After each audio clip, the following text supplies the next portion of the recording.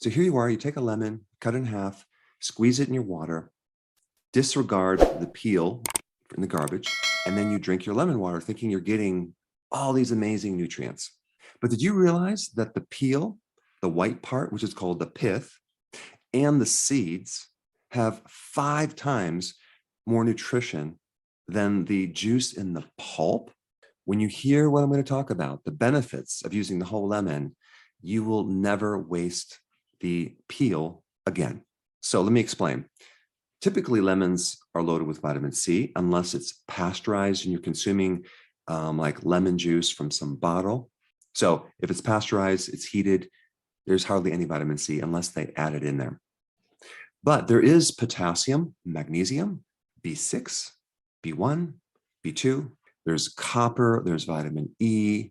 And if you use actual fresh lemon, you'll get vitamin C, which I'm going to cover. I've done quite a few videos on the benefits of lemon water, specifically reducing fat on your liver, reducing cholesterol, helping you lose weight because you're making insulin more sensitive and you're addressing insulin resistance, the benefits of anti-aging, the benefits of lemon for anti-cancer.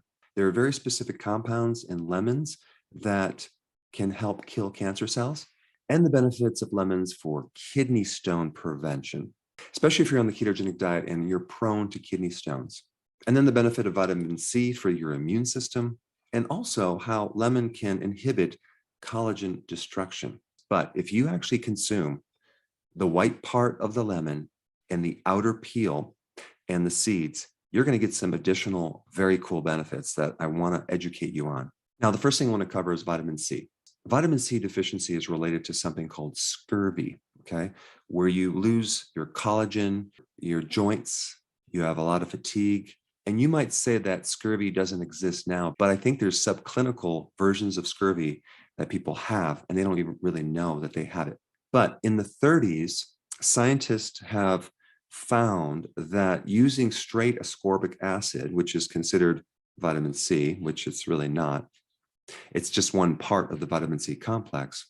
They found that using ascorbic acid does not work as well as using the whole vitamin C complex from lemons, paprika, or oranges. In other words, they found some other additional things in the whole fruit, like lemons, that are not in ascorbic acid. And so back in the 30s, they identified vitamin P, okay? Now, they don't call it vitamin P anymore because typically vitamins fulfill a certain criteria, and vitamin P does not fulfill that criteria. But vitamin P stands for permeability, as in vascular permeability or capillary permeability or microvascular permeability.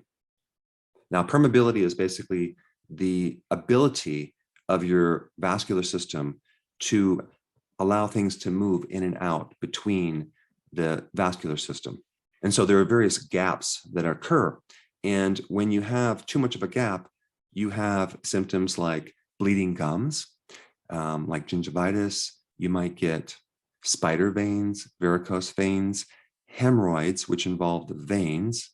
You might get bruising. You might get a bleeding nose or edema. So they found this P factor, okay, vitamin P, helps to tighten up those junctions, those gaps, and prevents all these symptoms. So the P factor is really part of the vitamin C complex that's in nature. So typically in nature, you don't just have ascorbic acid.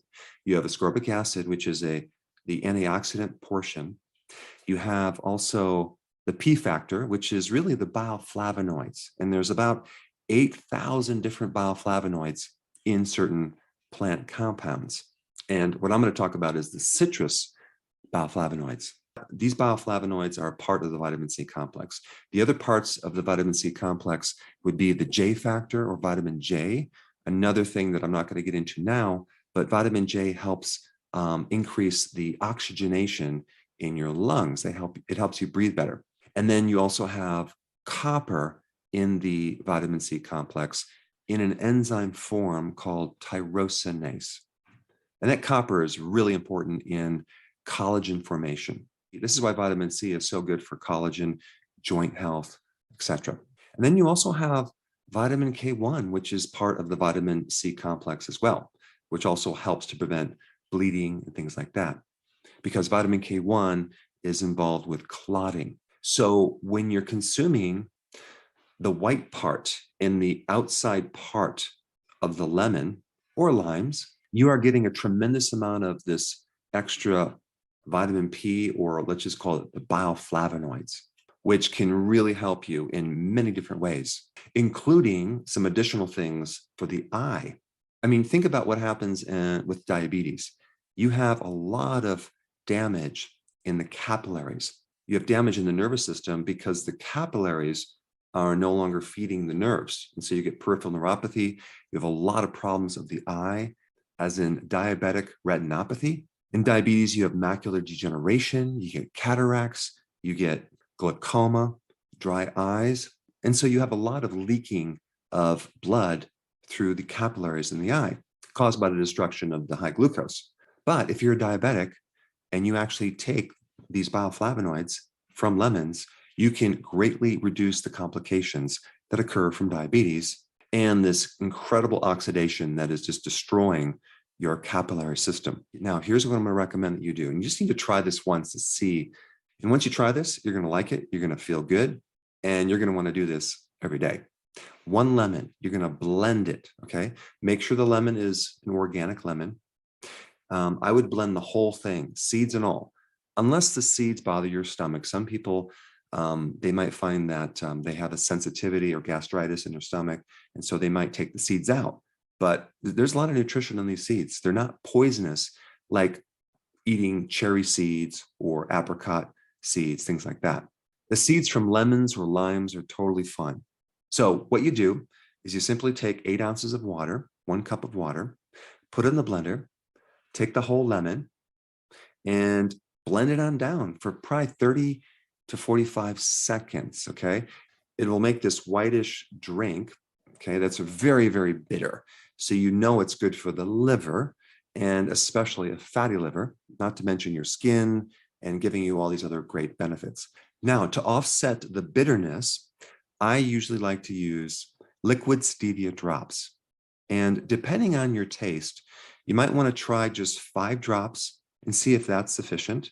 Or some people like it a little bit sweeter, so put up to 10 drops. So between 5 and 10 drops, okay? And then just slug it down. It's actually quite delicious. Now, you can also use, instead of stevia, frozen blueberries, okay? You mix a cup of blueberries frozen with your lemon, blend it on down. It makes a delicious lemon blueberry shake. So try this every day, not just for a fatty liver, but to get the extra benefits of the so-called waste product of lemons that most people are disregarding just because they don't know all the amazing bioflavonoid benefits from the whole lemon.